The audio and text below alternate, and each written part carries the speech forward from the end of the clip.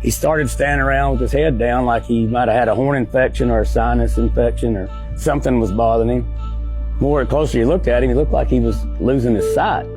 Like you could just almost poke him in the eye and he wouldn't blink. You know, he was just all but blind in one eye.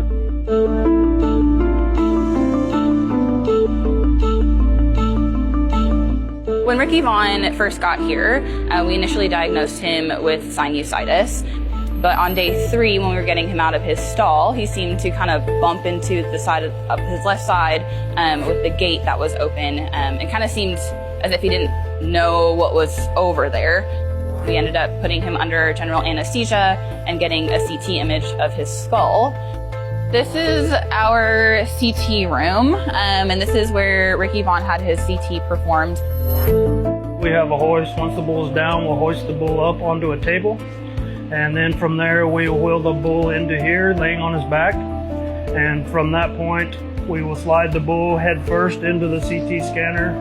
And then we are able to raise that other table to drive this large animal table in and out.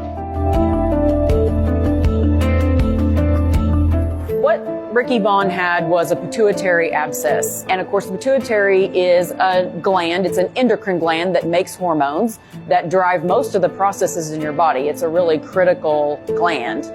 And he had an abscess of that, which is actually a pretty rare condition. There's some gray right here compared to his right side, so that's actually some fluid that's sitting in there. And as we keep working our way towards his eyes, you can kind of really see that there is more of that fluid filling up that left-hand side of his skull. It's considered a 100% fatal disease, and so certainly we were very honest with them up front and let them know that the chances of getting him to recover from this were slim. We were willing to fight for him, as were they, and Dr. Streeter and Dr. Riggy did an amazing job of pulling out all the stops. They really gave it their all to give him the best chance of turning around. So a few days later, he then became fully blind, and it was quite difficult to get him out of his stall. So the senior student that was on his case and I began essentially voice training him. Oh, bud. This is when we'd make a noise, when we'd whistle, or when we'd shake a cattle scoop, kind of cattle feed scoop such as this. He would then look at us, we'd give him a treat, which he absolutely loved, these cattle cubes. Thankfully, he was very food motivated. He caught on to that really quickly, and that's how we were able to get him up to the chutes to then be able to treat him. When he left here, he still had quite a bit of medications to go home on. You know, being home where it was a little more stress-free, as well as, you know, getting the care and everything at home as well, that he'd be able to hopefully pull through.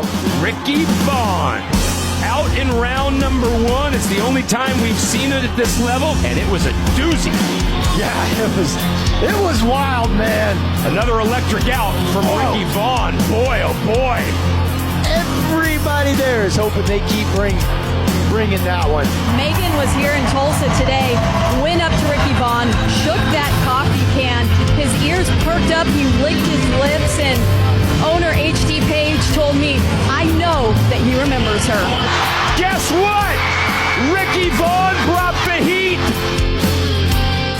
When you get that call saying they're going to have to put him down, it's something that's never easy. It's, you know, it's like they are part of your family, and you know, you get attached to them, but they actually help pay the bills. So it's a tough deal. And it was a call I was just like, absolutely not. We're not doing that, you know, from the get-go. To have a bull be able to survive this is truly a miracle.